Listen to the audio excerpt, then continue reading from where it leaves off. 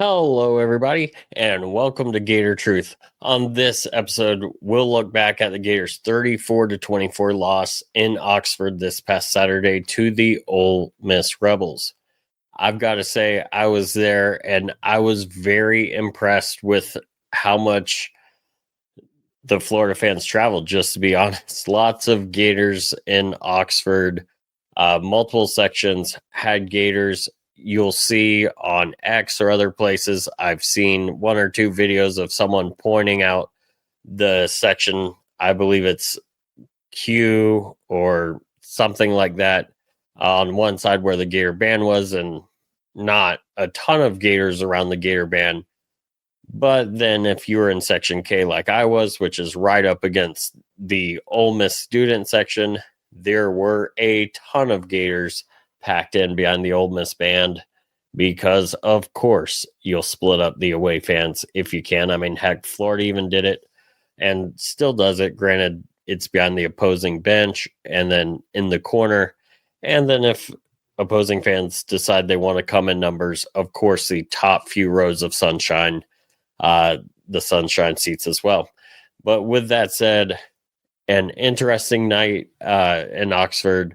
Gators having the lead going into the fourth quarter with Ole Miss taking the lead first play of the fourth quarter. A lot of Gator fans, if you were to ask them before the game, they would tell you that they would tell you they weren't expecting to compete in this game, especially after the Kentucky game. But as I know, each game is a different entity in and of itself. And of course, Florida then moves the ball, takes about 5:45, 5:46 off the clock. And then DJ Lagway throws an unfortunate interception, but then Florida stops Ole Miss on downs.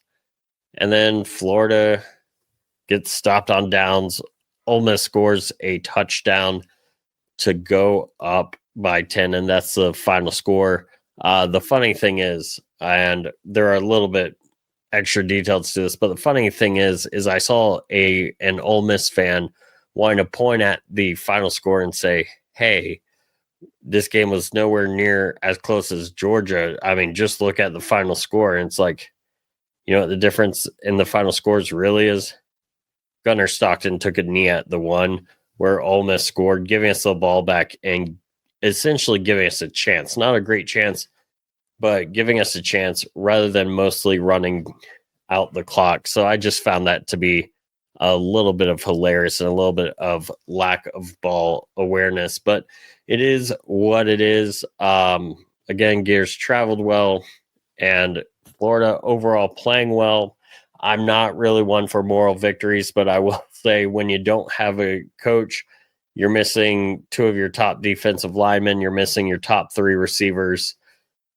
I will say 34-24 against the top 10 team on the road is pretty good. One last thing I'll say about Ole Miss is they're talking about highest attendance ever, but no, it doesn't have to do with the logo at all. We totally showed up against Citadel, which they didn't. And they totally didn't have so many people thinking that the winner of the game is what would determine Lane Kiffin's future. No, there's not people who are talking about that in the Grove. Or on X or all over places. And no. Loudest atmosphere in the history of Ole Miss. And I've said this, I know other Gators that were there have said this. Now, granted, as Gator fans, we go to Tennessee a lot. We go to Death Valley a lot. I've been to breakfast at Denny's Stadium in Tuscaloosa. The Res at Utah and Williams-Brice Stadium. Been to all these great college football venues, and I can tell you, for a sold-out crowd, it was the quietest stadium. And I know if there's any Ole Miss fans watching, they're like, he's just trolling us. No, I'm not. I've been to 50 straight games now, and I've been to tons other games. I can tell you, for a sold-out stadium, outside of that last fourth down that mattered, and got to give you guys credit for getting loud then, it really was not that loud.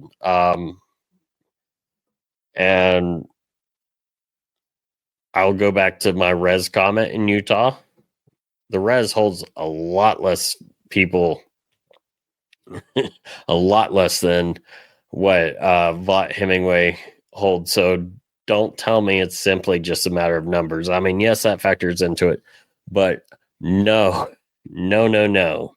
It is not the only factor, as I've been to louder stadiums that hold 15,000 less people. Anyways, let's go ahead. Let's get into it. I've ranted for quite a bit now, a little bit longer than I meant to, but that's okay. That's why we're here, right? Probably, or probably not. Who cares? Let's just have some fun with it. On offense, we talked about the three keys: run the ball, better blocking, and unpredictability in the passing game, or just enough to help the run game. I will say this: run game only 100 or so yards, but Jaden Baugh, 15 carries, 61 yards, 4.1 yards per carry. Needed a little bit more help in that passing game, which for a while it looked like he was going to get. And then, of course, second half, it kind of trailed off.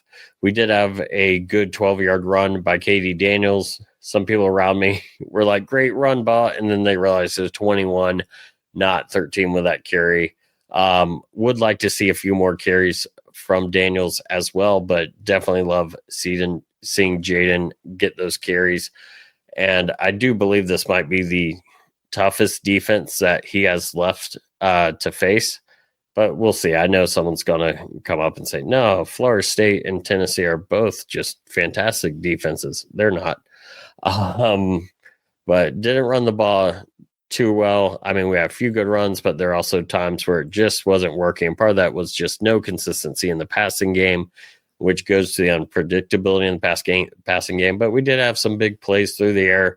It also doesn't help when you're missing your top three receivers. Just a fact of life. It is what it is. It's not an excuse, not a complete excuse, but show me any team that is running, at 100% on offense, missing their top three receivers. And then maybe I'll back off that point. But with both Wilsons and VB3 out, it was what it was. Sturdivant, of course, having the big touchdown catch, looking good.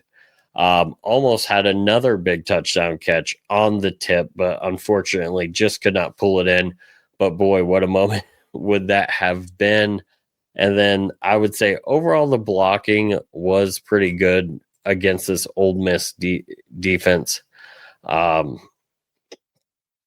what I mean by that is that I didn't see as much duress from DJ Lagway as we've seen. Of course, the running blocking could have been better a decent amount of times, but it is what it is. With that said, only one sack allowed and only 3 tackles for loss allowed in the game. So got to give credit to the blocking there. Now, granted, sometimes we weren't opening up holes, so Jaden Baugh wasn't getting too much of a running lane, but at the same time, we've seen much worse from this offensive line and these tight ends blocking throughout the year. So that was a little bit of a bright spot for me. Again, not perfect, but a little bit of a bright spot. And 24 points in one half. I believe that's our best showing against an FBS team this year. And doing in the first half, unfortunately, the goose egg in the second half is what changed this game. I mean, being up at the half game, the stop on the first drive, and then Florida only, going 4 and out, then going 3 and out, and then getting behind, and then throwing the pick, which that time DJ Lagway was under pressure, and then throws, and then it gets, batted and intercepted, which was unfortunate. But 3rd and 5, maybe just keep it, run, get the field goal. But he had a guy, if it's not tipped, he did have, I believe it was Mizell coming across who could have made a play. So it's not a bad decision. Unfortunately, things happened. It didn't work out.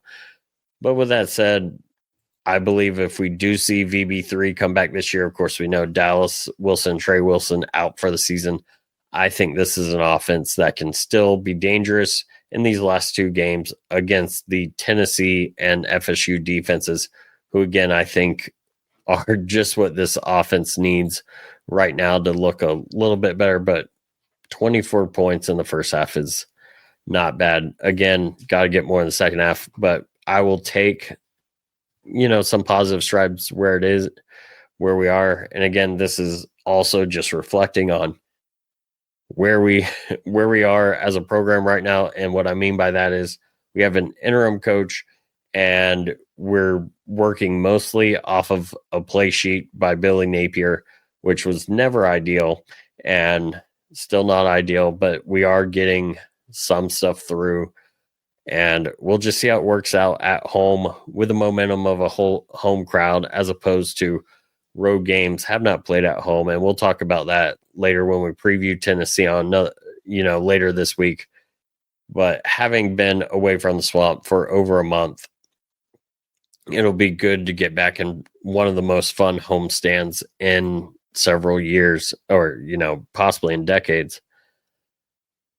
Getting to the defense. First thing I said was we need solid run D, because Kyron Lacey and Trinidad Chambliss averaging over 4 yards per carry. Well, I can tell you, we did not do well in that at all. I will say overall, Trinidad Chambliss was contained. We got 5 sacks on him. He did throw a pass to himself for a big 8 yards. Which was unfortunate. Defense gets the ball, blocks it at the line. Well, blocks the pass at the line. He catches it, runs, get a first down, key fourth down. But outside that, 11 carries, 10 yards, and that includes a 17-yard run that he had. So very good there. 5 sacks by the Gators. That's what you want to see. Jaden Robinson with 1.5 sacks. Miles Graham gets a sack. Lagonza Hayward gets a sack. Aaron Childs gets half a sack. And Brendan Bett also gets a sack. Also 7 tackles for loss, which is very good. And I talked about, one of the good things, we may not have gotten, forward on the offense, but we only allowed 3 tackles for loss. So you've got to kind of give a little bit of props there to the defense for making a good effort. Granted, again, the first drive of the game, not looking good. Gave up 80 yards and a touchdown in about 5 minutes. However,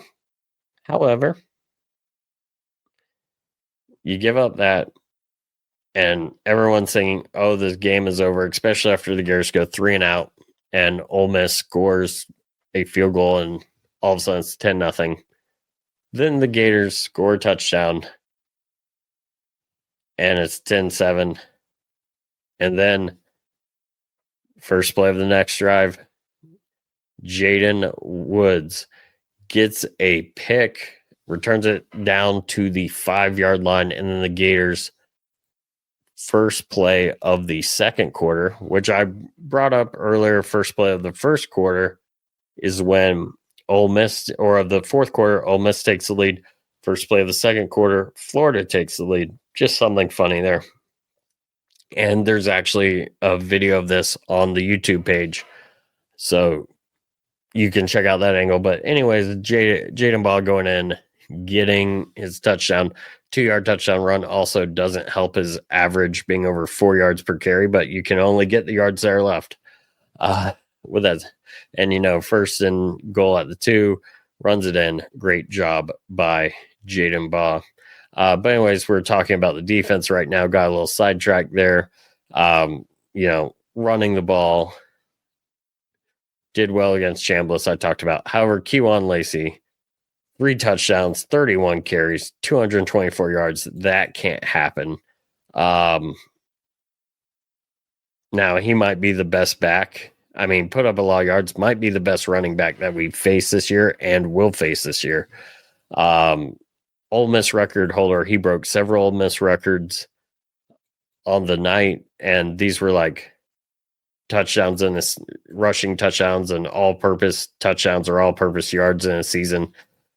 Set some Ole Miss records. So this is also a special player, but again, can't be giving up 7.2 yards per carry. It's unfortunate, but it is what it is. Really, really unfortunate. We did not do well in the running game quite so much. Outside of him, we did well, but, and I say that when there was 11 carries by Chambliss and then 6 other carries. So 17 carries, 48 total carries, 237. So of those other 17 carries, they only had, 13 more yards. Kewan Lacey is a pretty special guy. Kudos to that. But again, you've got to be better. I will say this as well. If you have an LJ McCray, if you have not a Desmond Watson. Well, if you have a Desmond Watson, yeah. But if you have a Caleb Banks, maybe that's a little bit differently. Of course, moved up to doubtful. And just today, it is Monday, there was news breaking that he might play against Tennessee. Again, that'll be for later in the week. But that may really help this run defense. And then we talked about disciplined defense. There were times that we looked completely undisciplined, and then there are times we looked fine, such as Jaden Wood's interception. And Kiffin did put fundamentals to the test. Sometimes we passed that test, and definitely there are times that we did not. And then I asked for a solid pass defense, and, well, mixed bag there. We did allow 300 yards, which last year we did allow Jackson Dart to throw for 300 yards in a win. Kiffin's teams generally will put up offensive numbers. It's going to happen. Lots of guys caught passes for the Rebels the other night. Stribling led the way. Yeah. With 4 receptions, 76 yards, 1 touchdown, and of course, a long of 43. I mean, again, you want that to be better. A lot of that on the first drive. A lot of it later on as the defense got tired. But you've got to be better. You can't give up 500 yards on the road and expect to win a game. So really not the best showing by this defense. There are times they got key stops when they needed to, and then the offense didn't produce. And the time of possession was like almost 40 minutes, almost 20 minutes, and that will make a difference for, it'll make a difference for teams, and defense tired, especially when you have thin positions like the defensive tackle group for Florida. But again, they're, Ole Miss 4 and out, got held to downs multiple times inside the red zone, held to a field goal on that second drive when Ole Miss was in the red zone.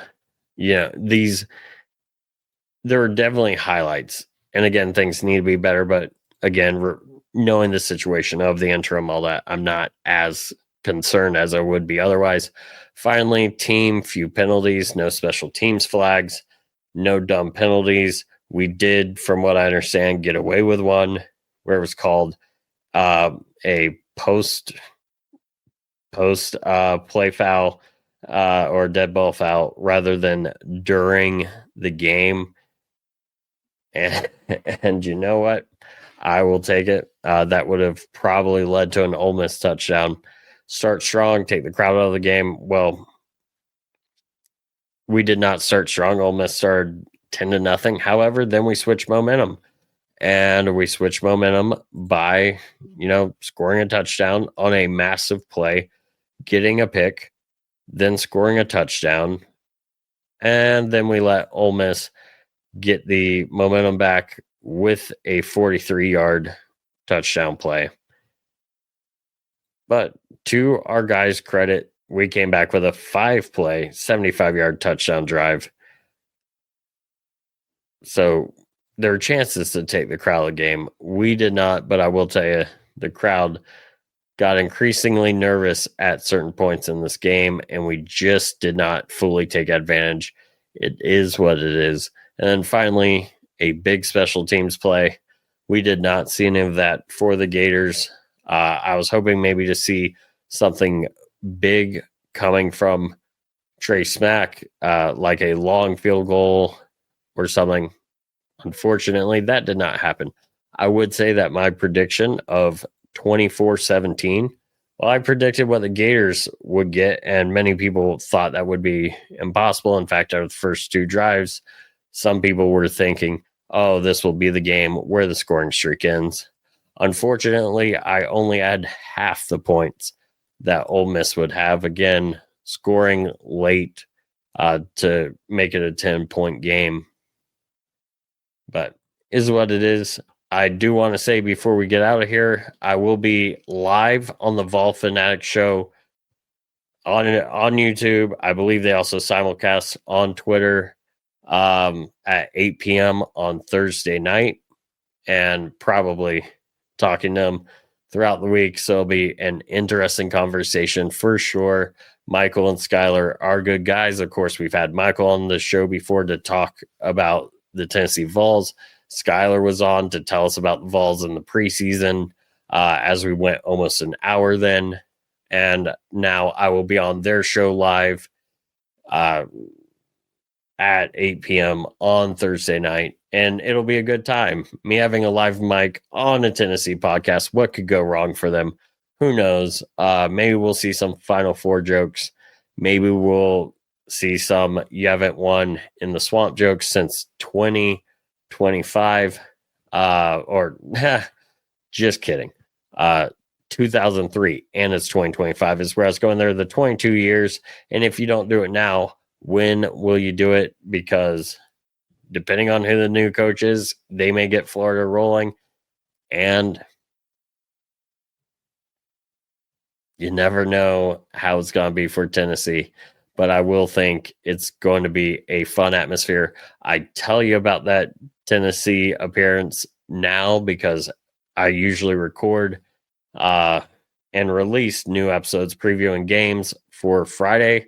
So if the preview comes out Friday, you won't be hearing about the live appearance, but do show up. They do read from the comment section. I can tell you there's been a few times this year I've been in their comment section while they've been live.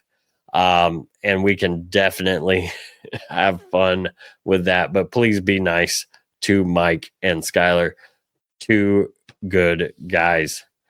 And with that said, I mean, season's almost over, but we've got 2 home games, 2 rivalry games. It's not the time to give up on the season. It's time to say, let's play spoiler. Let's have some fun messing up some team seasons, especially, Tennessee's not had the year they wanted.